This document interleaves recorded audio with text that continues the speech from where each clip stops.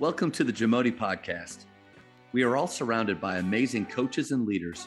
So let's get an inside look at not just what they do, but how they do what they do. After all, becoming the best versions of ourselves is Jamodi, just a matter of doing it. Coaches, the Jamodi podcast is powered by Ballogy. Manage and measure your players' skill development and increase accountability year-round utilizing the Ballogy app. Boost inter-squad competition with drills backed by the National High School Basketball Coaches Association, including a 40-shot Ballogy skills assessment. Please visit ballogy.com/teams for information on how you can provide this resource for your team. Man, from what you kind of told me, and I think what you'll share here, it sounds like it's going pretty good. Yeah, it started. We launched February 1st. We did have some kids in the pilot program in January. But we are over 20 offers right now. We have 48 or 49 kids in the program. And, it's really cool to get to know these stories and hear about them. But the kids that are like all in have seen nothing but success. And there's a caveat to that, right? The first question I ask in the program, I'm sure you've seen this, is like, are you willing to play any level of college basketball? And I'm not afraid to tell that caveat because it's like, this is about if you want to play at the next level and finding a program that fits your skills. And the program's rocking and rolling right now. I do some office hours where I talk to the kids.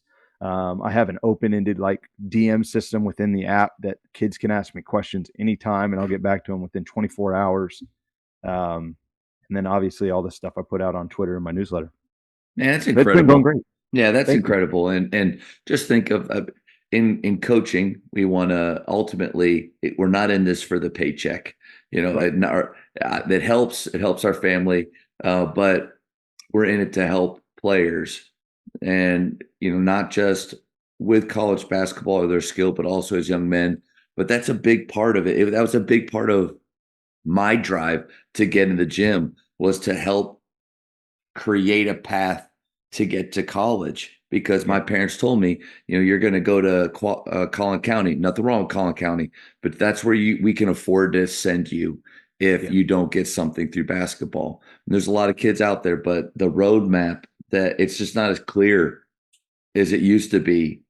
So I think let's get a little bit into what actually happens when they come on board, the recruitment generator. I've been able to look through the program. My son is starting it, and so kind of share a little bit about that. Yeah, and I want to preface this about what the recruitment generator is not. I'm not going to sit here and tell you that I'm not going to sell a scholarship to you. I just don't think that's realistic. In my line of work, okay, we have hundreds of people that subscribe and pay money for our consultation that don't always take our advice. So they're paying me to give them advice that they don't always act on. Yeah. So knowing that going in, I want to preface, hey, this isn't about you getting a scholarship.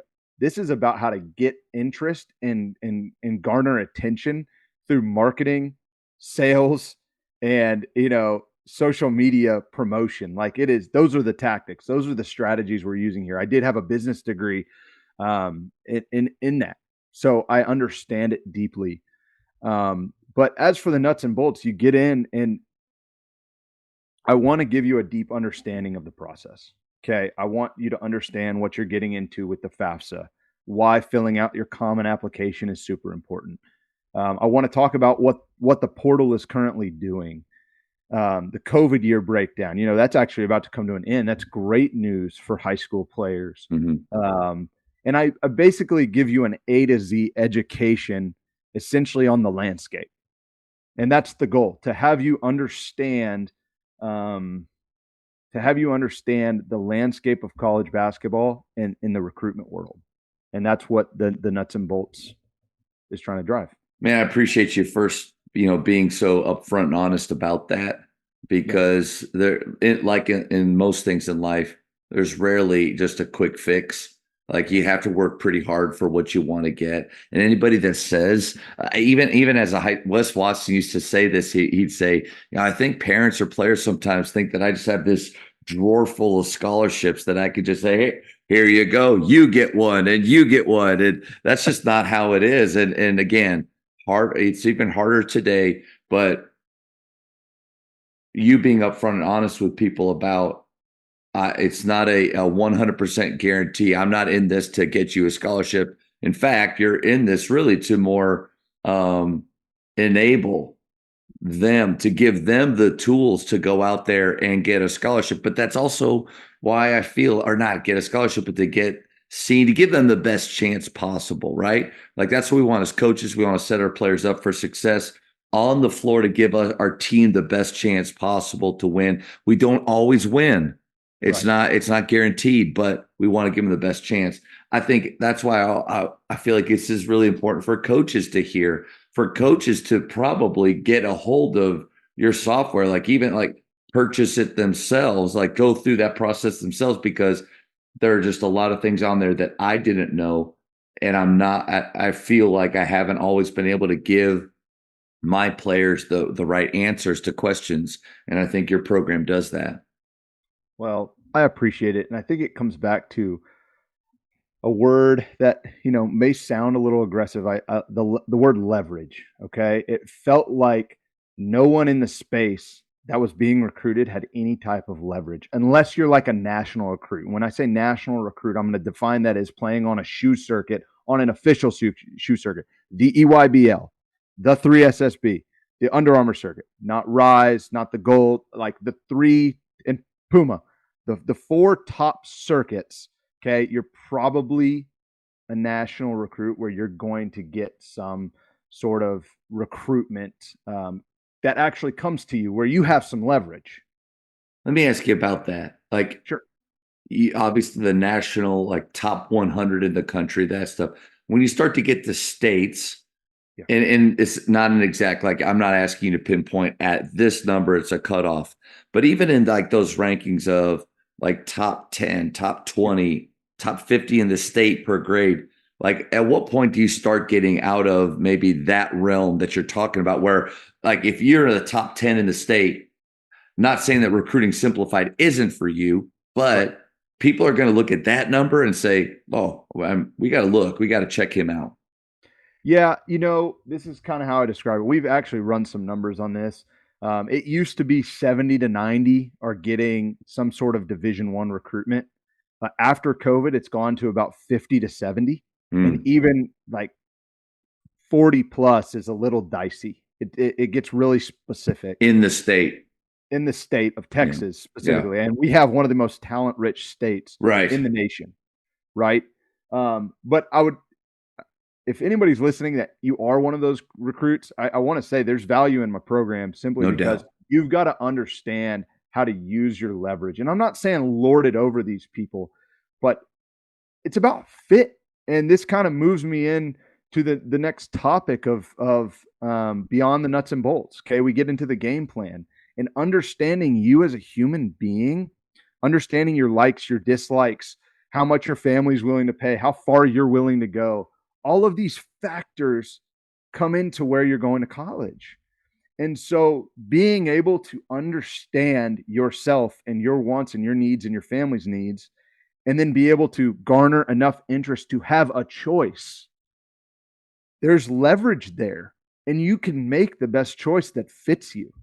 If you want playing time as a freshman, which is extremely rare for the record, Yeah. you know, you can put that top of your priorities. But if you only have one school to go to, chances are it's probably not going to happen. But if you have 10 where you're sitting there looking at 10, one, you may have an opportunity to play right away. Like, same thing with a lower level school. Just like I tell kids all the time, is it better to have 10 D3 opportunities and one D1 or one D2 opportunity? I don't know. Is that D2 giving you scholarship? Okay, if your family financially needs it, maybe. But what about the other 10? They might have a better engineering program and you want to be an engineer. You might actually get to play there right away. There's all these factors that most players just don't even think about. And creating some sort of leverage for yourself. And like I said, that word's dangerous, not to use it against people, but to use it for yourself to make the best decision. Because at the end of the day, Matt, if I make the best decision for me, that's actually going to help some of these schools. If I'm just going somewhere because it's the only opportunity to play basketball, there could be something missing there. And it could lead to me transferring, me stop playing basketball. Or if I go to a place that actually fits everything that I want, and, you know, I have everything that I want.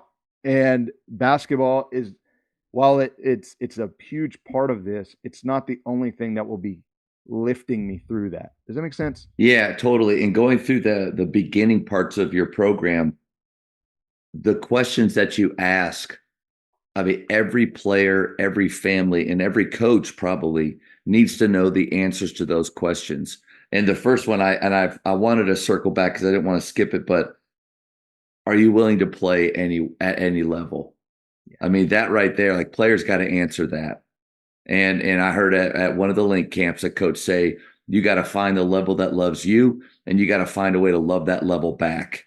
Yeah. Because so many, like, if I only had more traction, more offers, but more people looking at me, but well, you do. You just don't like the level that it's looking at you. But you got to really, that's where this program helps. Take a deeper dive into really what you're looking for. Because for most kids, my son included, it's more than just basketball. Of what they're the reason they're looking at certain schools. At the end of the day, I wanted to start the program off by saying something where you had to be fully and completely humble, and it had to be very objective. Are you willing to play any level of college basketball? And if you, and do you know what the next line is? I offer a refund if you're not. It's like, give it back, get off this thing. And it's okay. It's okay. I'm not mad. That's why I want to give you a refund. Because if you're not willing to play any level of basketball, then it's probably going to be tough treading for your recruitment. Thank you for checking out today's episode. Please take a moment to subscribe to this podcast, share it with your fellow coaches, and find us on social media for what's coming up next on the Jamodi podcast. It's just a matter of doing it.